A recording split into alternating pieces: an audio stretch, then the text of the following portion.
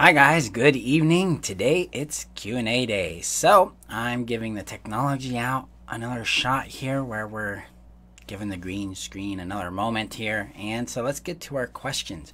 So Ebru asked a question today, and it was basically how can one love one's self themselves despite living with the possibility they might have to give up someone's life.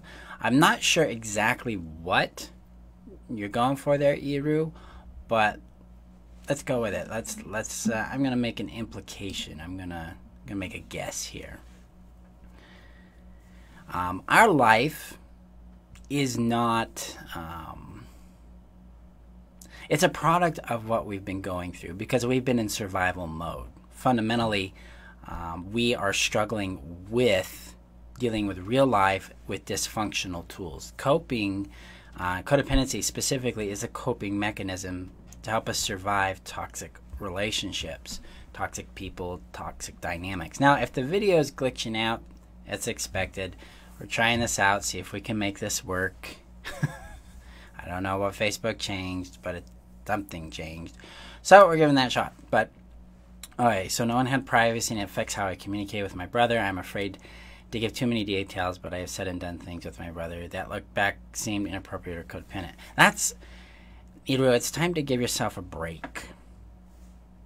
There's no reason for you to look back and go, you know, I'm a piece of shit, or I did a mean thing, or I'm a bad person because of the thing I did in the past. Okay?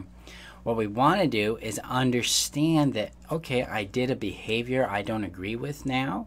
I'm going to change that. What do I want to do differently now? That's the big question. That's the big question that we all should be entertaining more and more in our lives is what do I want to do differently now? Because our awareness has expanded to say, hey, this behavior, this thing I'm doing isn't great. This isn't what I want to be. This isn't who I am anymore. So let's try something different. So that is what I'd like you to look at doing, because the guilt isn't going to help you. It's dragging you down. And I'm not a big fan of guilt or shame. I don't find them to be very useful emotions. I do find them to both point us towards a place where we need love and where we can grow in our power and our choice. So instead of fostering in your guilt, consider looking at things from a point of view of remorse and sorrow and empathy for the impact it had, because then that can restore and repair your relationships with those whom you've affected with your behavior. Much more effective than guilt, and far more effective than shame, because shame is always self-focused. It's inverted on the self. It does not focus on the other person appropriately, and what in these kind of situations where we've hurt or harmed somebody. It's also time to give yourself some compassion. You're a human being. You're going to make mistakes. You're going to upset people. It's normal. Very, very normal. Now, you are not responsible for the emotional impact that they have from your behavior. They are responsible for their emotions. We are responsible for our behavior, and then we can empathize with that emotional impact. And that'll typically, for healthy people, be enough, because then they feel seen, they feel heard, they feel honored. And if we actually change our behavior, then we actually, we have integrity with our words, and then we can succeed there, and they can trust us more, and things heal. Forgiveness happens, and we can move on. So that is my response to that question. And then let me scroll down here, because Devin had a question, and it was, how do the stages of grief relate to abuse and trauma, and how can I use and integrate them? And then Dina posted some material on the swirl process, or the swirl sequence that happens with abandonment trauma. They're actually a bit of both. See, if we think, one thing I have discovered is if we feel like we're stuck in trauma, then we need closure. We need to start working that out and letting go of the identity associated with that trauma.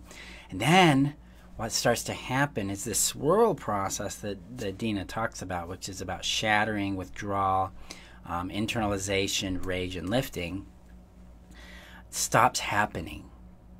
And we move into Frank's 5 stages of grief, where we begin to deal with the reality of what's happened, what was lost, what didn't happen.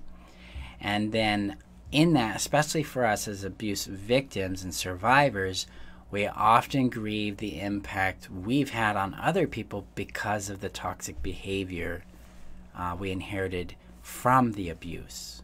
Because abuse, while it being an overaction against us, is also a covert thing called neglect, and that's what we didn't get that we needed instead in order to thrive, in order to have healthy connections and boundaries and experiences and relationships with people. And so that lack of awareness leads to hurting people unknowingly. We just don't know what to do, so we do what we know, and it's not effective. So abuse itself goes through a process of closure, very similar to grieving, but also the process of swirl, so you can find out who you are in that and reconstitute your identity from the trauma.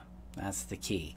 The real goal here is to be liberated from any shame or internalized guilt that perpetuates our stuckness in the abuse.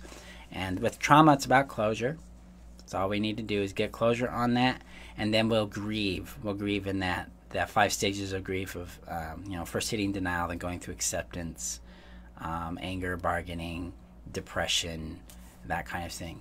So they're an intermix going on there. But it's not exclusively just the 5 stages of grief, and exclusively not just swirl. We actually do both.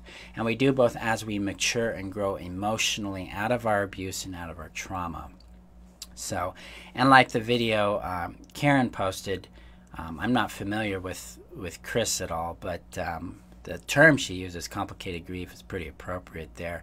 Because we have a lot going on. We've lost something. We've had to deal with the dual cost of that abuse, the things we've done because of it. And then how do we actually move on from it? Because we're dealing with an abandonment and a neglect, and that means it's not that we had someone that cared for us and then vanished, they died or left. It's that they never showed up in the first place. And so we have aborted attachment.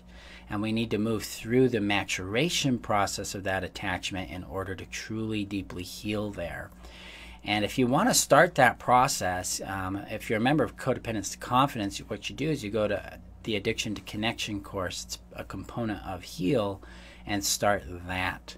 Because it gets you on the journey of reconstituting an inward connection with yourself so that you can begin to mature and grow in who you are. Because that's ultimately what we need to do to overcome all of codependency, is return to an awareness of our being and master being who we are. And that's kind of a little plug for the 8-week Being You Brilliantly mentorship that starts here in just under a month. That's what we're going to be doing. We're going to be using some interesting and radical principles to get reconnected with our sense of self, and then use that connection, that awareness, to move forward in our transition out of codependency and more into our confidence and our brilliance. So if you're interested in joining that, I will post a link and you can apply for a spot, because there's 15 seats available, so it's choosy. Okay, so other than that, if you're ready and serious to take control of your healing, to take control of your confidence, to get out of the stuck space of like basic therapy or self-helping loops where you're trying to piece everything together and do it on your own, then join Codependency to Confidence and get the structure you need, the guidance you need to make this happen quickly and effectively.